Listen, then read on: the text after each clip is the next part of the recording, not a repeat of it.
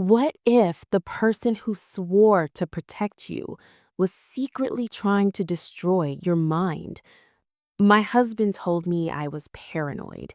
Our therapist agreed. They said the things I heard, the things I saw, they were all in my head.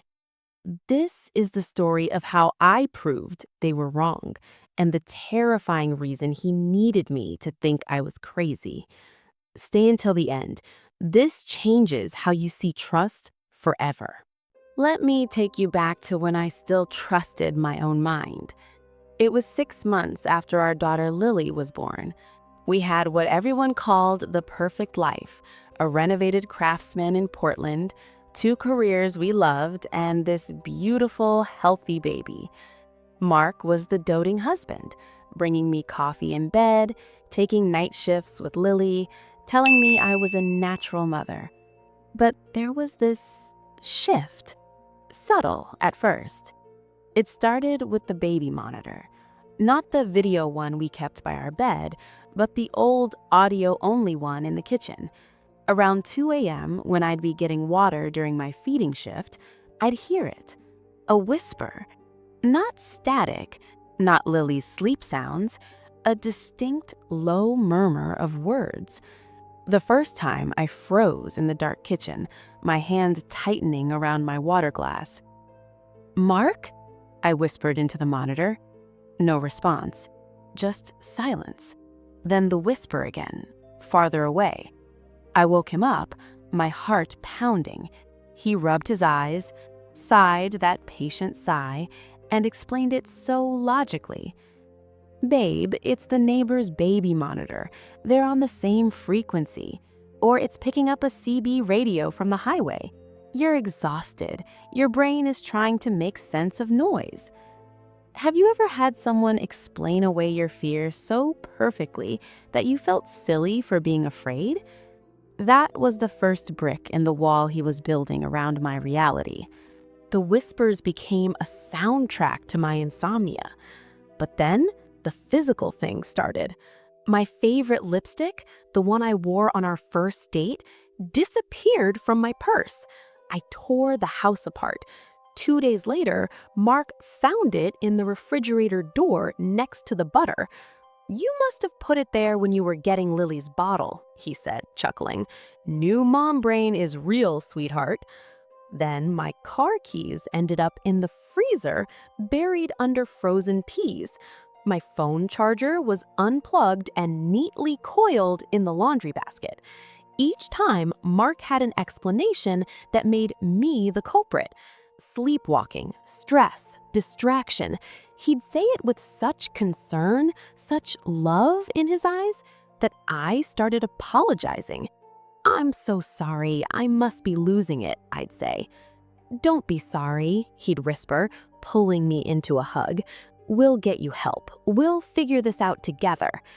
That's when I started the journal, a plain black moleskin I hid in my underwear drawer. Dates, times, incidents, his explanations. Looking at it now, the pattern is obvious. The gaslighting symphony, as my lawyer later called it.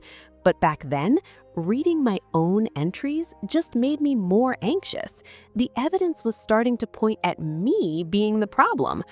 And that's exactly where he wanted me, doubting myself, preparing to hand over the keys to my own mind. Dr. Allison Evans came highly recommended. Mark found her through his HR department's wellness program. Her office was all soft grays and green plants, with a water feature bubbling in the corner. She had this calm, melodic voice that made you want to confess everything. In our first joint session, Mark did most of the talking. He held my hand while he painted a picture for her. "Our sweet Lily was a difficult birth," he began, his voice thick with fake emotion. "Emily hemorrhaged, lost a lot of blood, needed 2 transfusions. This was true. Since then, she's been not herself, jumpy, forgetting things, hearing noises that aren't there." I tried to interject. "It's not just noises, it's whispers and things are moving." Dr. Evans nodded, making a note. "Postpartum anxiety can manifest in many ways," she said gently. sometimes even as auditory hallucinations or paranoid thoughts. The word hallucinations hung in the air. Mark squeezed my hand, his face the picture of concerned love. By the third session, it was decided. I had postpartum anxiety with psychotic features. Dr. Evans prescribed Lexapro and a low-dose antipsychotic just to help me sleep without the nightmares. Mark filled the prescriptions himself. He'd bring me the pills with a glass of water every night, kissing my forehead. "This will help, my love. You'll feel like yourself again." But I didn't feel like myself. I felt foggy, distant, like I was watching my life through thick glass. And the whispers in the monitor, they didn't stop. If anything, they got clearer. The turning point came on a Tuesday. I was folding laundry in our bedroom when I found it. A single, long blonde hair on Mark's black sweater. I'm a brunette. My heart did this weird stutter. When I showed him, he didn't even blink. From the grocery store clerk, probably. Or maybe that new barista at Starbucks. You know how static electricity is this time of year. But something in me snapped. A tiny, stubborn voice I hadn't heard in months whispered, "He's lying." That afternoon, while Mark was at work and Lily napped, I drove to a Best Buy 3 towns over. I paid cash for a nanny cam, one disguised as a smoke detector. My hands shook as I set it up on a high bookshelf in the living room, angled to catch the hallway to the bedrooms and the front door. For 3 nights, I watched the feed on an old tablet I'd hidden in the bathroom. Nothing. Just darkness and the occasional passing of our cat. I started to feel that familiar shame. Was I really this paranoid, broken person they said I was? Then came the 4th night, 2:47 a.m. The camera's night vision showed everything in eerie green. A figure moved past Lily's door, tall, male. It wasn't coming from our bedroom. It was coming from the guest bathroom down the hall. The figure paused, looked right at the camera, though it shouldn't have been visible, then silently opened our bedroom door and slipped inside. My blood turned to ice. I reached over in the dark. Mark's side of the bed was empty. The sheets were cold. He hadn't been in bed for over an hour. I lay perfectly still, my heart hammering against my ribs so hard I was sure he'd hear it. 20 minutes later, he slid back into bed, his skin cool from the hallway air. He let out a soft sigh, like someone settling into sleep. The performance was flawless. The next morning, I did something I never thought I'd do to my own husband. I went to a spy shop downtown, the kind that sells hidden cameras to suspicious spouses and private investigators. I bought a voice-activated recorder no bigger than a quarter. "It'll pick up a whisper from 20 feet, the clerk assured me. I hid it inside the air vent in the living room, right below where Mark always took his work calls at night. That evening, I took my medication in front of him, kissed him goodnight, and pretended to sleep. But inside, I was a live wire, waiting, listening. The recorder captured everything. The creak of our bedroom door at 1:15 a.m., his barefoot steps crossing the hardwood to his study, the click of the door closing. Then, after a moment, his voice, clear, calm, and chillingly businesslike. "Yeah, she's taking them. No issues. Evan says the Lexapro is making her more compliant. The Seroquel knocks her out cold." A pause. "Another month, she thinks. Then we can file the competency paperwork. The judge will see a year of medical records, therapy notes. It's airtight." I listened to the recording the next day while Mark was at work. I played it 3 times. Then I vomited in the kitchen sink. Competency paperwork. They weren't trying to help me. They were building a legal case to have me declared mentally incompetent. My own husband, the father of my child, was methodically, clinically destroying my mind to control my life. And the worst part? He'd almost succeeded. Armed with the recording, I became a detective in my own home. First, the phone records. I logged into our Verizon account. The password was Lily's birthday. Scrolling through months of calls, I found it. A number labeled Work J. Smith. Called almost every night between 1 and 3 a.m. Durations, 15, 20, 45 minutes. I reverse searched the number on one of those people finder sites. It came back to a Jessica Arden at an apartment in Beaverton. The name meant nothing, but then I remembered Dr. Evans' first name was Allison. Allison? Jessica. Could they be related? I waited for Mark's next shower. When his phone buzzed with a call from Jay Smith, I let it go to voicemail, then immediately dialed his voicemail box. I knew his password, our wedding date. The saved message played. "Hey, it's me. She still has no idea, right? Listen, the psychiatric evaluation forms are ready for you to sign. I've worded everything perfectly. Patient shows signs of delusional disorder, requires supervised care. She's perfectly primed. Call me back." The voice, it was Dr. Evans, but she was calling from Jessica Arden's number. The therapist and the mysterious caller were the same person, a fake identity. I started digging deeper online, searched Allison Evans, therapist, Oregon license. Her license was legitimate, but the photo on the state board website was different, a different woman entirely. My Dr. Evans was an imposter, which meant all those diagnoses, all that medication, it was all part of the plan. This wasn't just gaslighting, this was a conspiracy. I knew I couldn't do this alone anymore. I needed professional help, but I couldn't trust anyone in our circle. Mark had already isolated me from most of my friends. "They don't understand what you're going through," he'd say. My family lived across the country. So I drove to a Staples in Vancouver, Washington, paid cash for a burner phone and a prepaid Visa card. I found a private investigator through Reddit, of all places, a forum for financial abuse survivors. His name was Carl, ex-FBI white-collar crime division. We met at a Shari's off I-5 at 10 a.m. on a Tuesday. I handed him a manila envelope with everything, the recordings, the phone records, the fake therapist's info, Jessica Arden's address. "My husband is trying to have me declared incompetent," I said, my voice surprisingly steady. Carl skimmed the materials, his expression growing grimmer with each page. 3 days later, the burner phone rang. Carl's voice was all business. "Jessica Arden is Allison Evans' younger sister.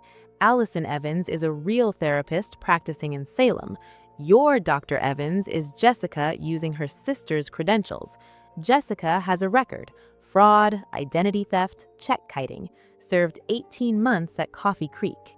I gripped the phone. "And Mark?" I whispered. Carl took a breath.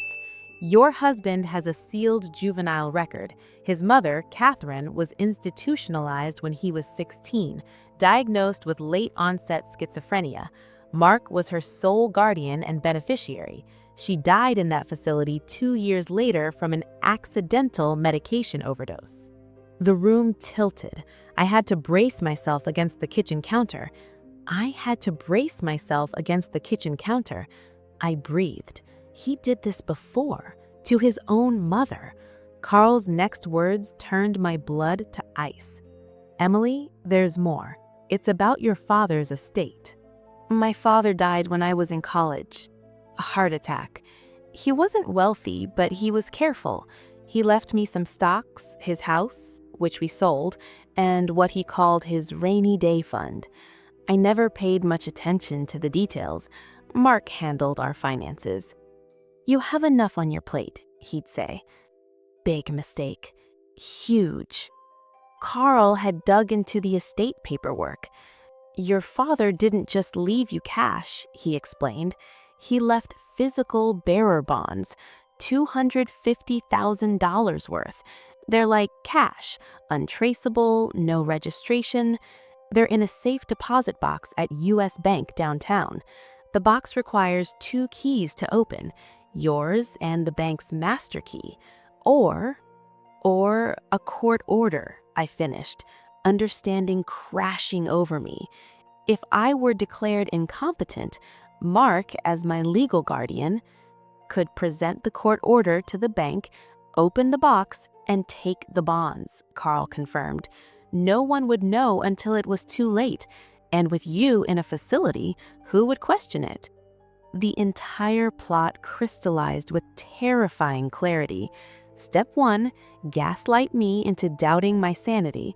Step 2, get a compliant therapist to document my decline. Step 3, have me declared incompetent. Step 4, access the bonds. And step 5? I didn't want to think about step 5. A tragic suicide in my depressed state? A permanent commitment to some far-off facility? How close had I come to disappearing inside my own life while he walked away rich and free? I didn't confront him. Not yet. Instead, I went to a real lawyer, Linda Chen, a fierce woman in downtown Portland who specialized in domestic financial abuse. In her sleek, high-rise office, we built our case like prosecutors. The recordings, Carl's report, the fake therapist's credentials, the financial motive. Linda had me download a secret recording app on my phone. Oregon is a one-party consent state, she said. You can record any conversation you're part of. Then we set the trap. That Friday night, over the salmon Mark had grilled, I brought it up casually. You know, with everything going on with my mental health, I said, pushing food around my plate, I've been thinking I should update my will, leave everything to Lily in a trust, just in case. The reaction was instantaneous and explosive. His fork clattered to his plate. What? No, absolutely not. His face flushed red. In your state, that's not a good idea. The courts would see it as irrational. You're not thinking clearly. I remained calm. The phone in my pocket was recording. Why not, Mark? It's my money, my father's money. He stood up, knocking his chair back. Because I said no. You need someone to handle things for you right now. Me. I'm trying to protect you. That's when I played it. I pulled out my phone, connected it to the Bluetooth speaker on the counter, and hit play on the recording from the air vent. His own voice filled our kitchen. We can file the competency paperwork. The judge will see a year of medical records. It's airtight. The color drained from his face. The mask, the loving husband, the concerned partner, fell away completely. What was left was a stranger, cold, calculating, and caught. He didn't deny it. Not when he saw I had everything. Not when I told him about Carl, about Linda, about the evidence we'd sent to the DA's office that afternoon. He just stared at me. And in that moment, I saw not my husband, but a predator whose hunt had failed. You'll never prove anything, he finally whispered, but the threat was empty. We already had. The police came an hour later.